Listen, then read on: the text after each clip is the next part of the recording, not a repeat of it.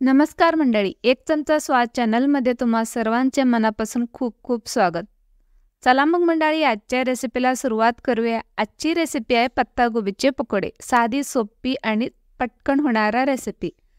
सगळ्यात अगोदर इथे मी 1 चमचा जिरे, 1 चमचा ओवा, 7 ते 8 मिरे हे वाटून घेणार आहे. हे वाटून घेतल्यानंतर पत्तागोबी बारीकसं चिरून घ्यायचं.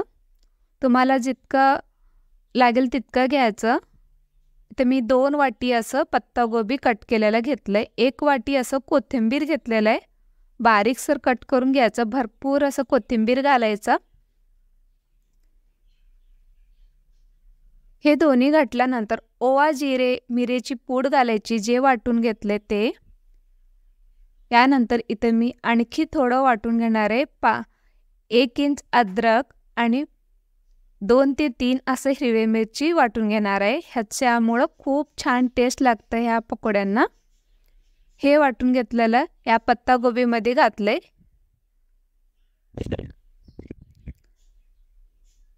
चुटकीभर हळद घालायची, अगदी थोडंसं हळद घालायचं.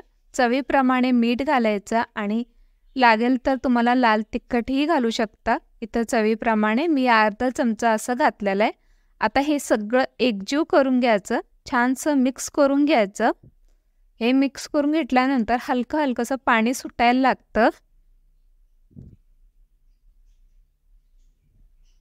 आता ह्याला छानसं मिक्स करून घेतल्यानंतर यामध्ये ना 2 मोठ्या साईजचे मी इथं 2 चमचे असं बेसनाचं पीठ, हरभरा डाळीचं पीठ वापरले आणि 1 चमचा असं तांदळाचं पीठ वापरले. शक्यतो तुम्हाला जितकं बसेल यामध्ये तितकं पीठ वापरायचं आहे.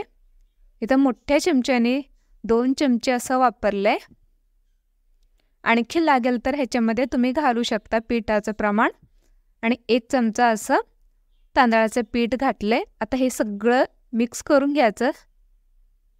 अजिबात पाणी वापरायचं नाही आहे, थोडंसुद्धा पाणी वापरायचं नाही. ह्याला अगोदरच पाणी सुटलेलं असतं. त्याच पाण्यामध्ये हे पीठ असं ह्याच्यामध्ये मिक्स करून घ्यायचं. तुम्हाला लागलं तर आणखी थोडं पीठ ॲड करू शकता. मी आणखी थोडं 1 चमचा वापरलं यामध्ये.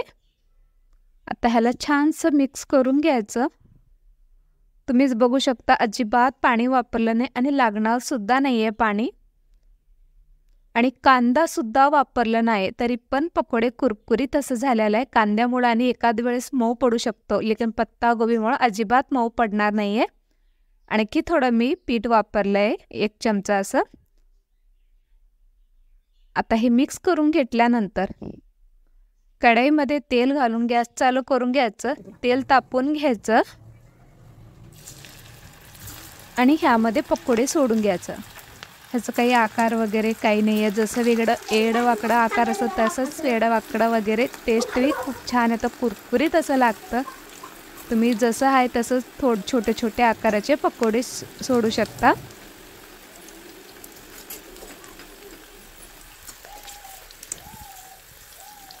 थोडंसं तळलं गेलं की पलटून घ्यायचं. 1 नंबर असं लागतात हे पकोडे. मस्तच तेच कांद्याचे पकोडे जर खाऊन बोर झाला असेल तर हे नक्की ट्राय करून बघा. तुम्हाला आवडेल अशी डिश आहे. चला मग, पकोडे झालेले आहेत. अशाच प्रमाणे सगळे पकोडे तळून घ्यायचे. तुम्हाला मी एक फोडूनही दाखवते. एकदम कुरकुरीतपणा आणि कमी तेल वापर, अजिबात तेल तेवढं लागणार नाही आहे.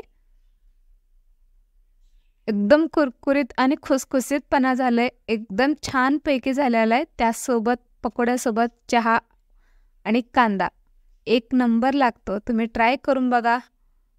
मग पुन्हा भेटू पुढच्या व्हिडिओमध्ये. तोपर्यंत खात राहा, हसत राहा आणि बघत राहा 1 चमचा स्वाद. धन्यवाद.